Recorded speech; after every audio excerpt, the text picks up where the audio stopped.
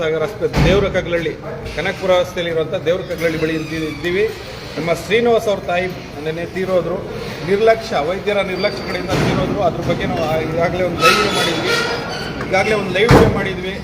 ನಿನ್ನೆ ಚೆನ್ನಾಗಿದ್ದಂಥವ್ರು ಬರೀ ಉಸಿರಾಟದ ಸ್ವಲ್ಪ ಸಮಸ್ಯೆ ಇತ್ತು, ನಡ್ಕೊಂಡ್ಬಂದರು, ಚೆಕ್ ಸೈನ್ ಮಾಡಿದ್ರು, ನೇರವಾಗಿ ಬಂದು ವೀಲ್ ಚೇರಲ್ಲಿ ಕೂತ್ಕೊಂಡು ಸ್ವಲ್ಪ ದೂರ ಆಮೇಲೆ ನಡ್ಕೊಂಡ್ಬಂದು ಇಲ್ಲಿ ಅಡ್ಮಿಟ್ ಮಾಡಿದ್ಮೇಲೆ ಅಂದಾಜು 12 ಗಂಟೆಗೆ ನಾವು ಅಡ್ಮಿಟ್ ಮಾಡಿದ್ರೆ 5 ಗಂಟೆವರೆಗೂ ಅವ್ರನ್ನ ಮುಟ್ಟು ಕೂಡ ನೋಡಿಲ್ಲ.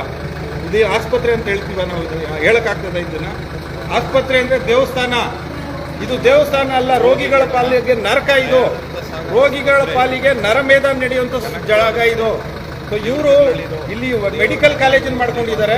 ಮೆಡಿಕಲ್ ಕಾಲೇಜ್ ಮಾಡಿಕೊಂಡು ಆ ಮೆಡಿಕಲ್ ಸ್ಟೂಡೆಂಟ್ಸ್ಗಳಿಗೆ ಟ್ರೀಟ್ಮೆಂಟ್ ಕೊಡೋಕ್ಕೋಸ್ಕರವಾಗಿ ಇಲ್ಲಿ ಇವ್ರನ್ನ ಪೇಷಂಟ್ಗಳನ್ನ ತಗೊತಾರೆ, ಅವ್ರ ಮೇಲೆ ಎಕ್ಸ್ಪೆರಿಮೆಂಟ್ ಮಾಡ್ತಾರೆ.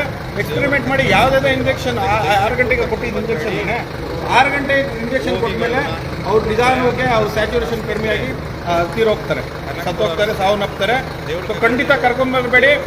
ಆರೋಗ್ಯ ಇಲಾಖೆಯವ್ರೇನು ಕತ್ತೆ ಕಾಯ್ತಾ ಇದ್ದೀರಿ ಅಂದ್ರೆ ಆರೋಗ್ಯ ಸಚಿವರೇ ಏನೇನೋ ನಾನು ಗುಂಡೂರಾವ್ ಮಗ ದಿನೇಶ್ ಗುಂಡೂರಾವ್ ಹಾಗೆ ಹೇಗೆ ಅಂತ ಹೇಳ್ತೀರಿ. ಇಲ್ಲಿ ನೋಡಿದ್ರೆ ದಿನ ಒಬ್ರು ಇಬ್ರು 4 ಜನ ಸಾಯ್ತಾನೆ ಇದ್ದಾರೆ. ನಿರ್ಲಕ್ಷ್ಯ ನೇರವಾಗಿ ಕಾಣಿಸ್ತಾ ಇದೆ. CCTV ಫುಟೇಜ್ಗಳಿದೆ. ಸೊ ಎಲ್ಲ ಇದೆ. ಏನ್ ರಕ್ಷಣೆ ಮಾಡ್ತಾ ಇದ್ದೀರಾ ಅಥವಾ ಏನಾರ ಸುಪಾರಿ ಕೊಟ್ಟಿದ್ದೀರಾ? ಜನಸಂಖ್ಯೆ ಕರ್ನಾಟಕದಲ್ಲಿ ಜಾಸ್ತಿ ಆಗೋಗಿದೆ, ಜನಸಂಖ್ಯೆ ಕಡಿಮೆ ಮಾಡಿ ಅಂತೇಳಿ ದಯಾನಂದ ಸಾಗರ್ ಅವ್ರಿಗೆ ಏನಾರ ಸುಪಾರಿ ಕೊಟ್ಟಿದ್ದೀರಾ? ನನಗೇನೋ ಹಾಗೆ ಕಾಣಿಸ್ತಾ ಇದೆ. ಬೇರೆ ಎಲ್ಲೂ ಹೊರಗಡೆ ಸಿಟಿ ಒಳಗಡೆ ಹೋದ್ರೆ ಎಲ್ಲರೂ ವಿದ್ಯಾವಂತರು. ಇಲ್ಲಿ ಹೊರಗಡೆ ಗ್ರಾಮೀಣ ಭಾಗದಲ್ಲಿ ಬಂದರೆ ಯಾರಿಗೂ ವಿದ್ಯೆ ಬರಲ್ಲ, ಕರ್ಕೊಂಡ್ಬಂದು ಎಲ್ಲರೂ ಸಾಯಿಸ್ಬೋದು ಅಂತೇಳಿ ನನ್ನ ಪ್ರಕಾರ ಆರೋಗ್ಯ ಇಲಾಖೆ ದಿನೇಶ್ ಗುಂಡೂರಾವ್ ಸಿದ್ದರಾಮಯ್ಯ ಸರ್ಕಾರ ಸುಪಾರಿ ಕೊಟ್ಟಿದೆ. ಅದಕ್ಕೆ ತಂದಿಲ್ಲಿ ಸಾಯಿಸ್ತಾ ಇದ್ದಾರೆ. 100ಕ್ಕೆ 100 ನಿರ್ಲಕ್ಷ್ಯನೇ. ಖಂಡಿತ ಇಂಥದ್ದು ಆಗೋದು ಬೇಡ. ನಾವು ಇವತ್ತು ಧರಣಿ ಮಾಡಬೇಕು ಅಂತೇಳಿ ತೀರ್ಮಾನಿಸಿದ್ವಿ.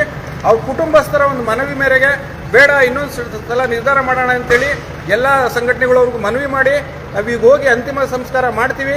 ಮಾಡಿ ಖಂಡಿತವಾಗ್ಲೂ ಜನ ಬೆಂಕಿ ಹಚ್ತಾರೆ ಈ ಆಸ್ಪತ್ರೆಗೆ. ಎಚ್ಚೆತ್ಕೊಳ್ಳಿ ಆಸ್ಪತ್ರೆ ಮ್ಯಾನೇಜ್ಮೆಂಟ್ ಅವರೇ, ನೀವು ಇದೇ ಥರ ಮಾಡ್ತಾ ಇದ್ರೆ ಜನ ಬಂದು ಬೆಂಕಿ ಹಚ್ತಾರೆ. ನೀವು ಇಲ್ಲಿ ಮೆಡಿಕಲ್ ಕಾಲೇಜ್ ಮಾತ್ರ ನಡೆಸ್ಕೊಬೇಕಷ್ಟೇ. ಇಲ್ಲಿ ನೀವು ಆಸ್ಪತ್ರೆ ನಡೆಸೋಕ್ಕಾಗಲ್ಲ. ಲಾಯಕಲ್ಲ, ನಾಲಾಯಕ ಆಸ್ಪತ್ರೆ ಇದು. ನಾವೇ ಇದೆ ಒಂದು 2 ತಿಂಗಳಿಂದ ಈಚೆಗೆ 3-4 ಕೇಸ್ಗಳನ್ನ ನೋಡಿದ್ದೀವಿ. ಅಮಾಯಕರನ್ನ ಕರ್ಕೊಂಬರೋದು, ಅವ್ರ ಪ್ರಾಣ ಬಲಿ ಕೊಡೋದು, ಅದ್ರ ಮೇಲೆ ಎಕ್ಸ್ಪೆರಿಮೆಂಟ್ ಮಾಡೋದು. ಸೊ ಖಂಡಿತ ನಾವು ಇದನ್ನು ಸಹಿಸಲ್ಲ. ಮುಂದಿನ ದಿನಗಳಲ್ಲಿ ದೊಡ್ಡ ಮಟ್ಟದ ಹೋರಾಟ ನಾವು ಮಾಡ್ತೀವಿ. ತಾವು ಎಚ್ಚೆತ್ತುಕೊಬೇಕು, ಖಂಡಿತವಾಗಿ ಎಚ್ಚೆತ್ಕೊಳ್ಳಿ. ಯಾಕಂದ್ರೆ ನಮ್ಮ ಸುತ್ತಮುತ್ತ ಇಂಥ ಒಳ್ಳೆ ಆಸ್ಪತ್ರೆ ಇಲ್ಲ.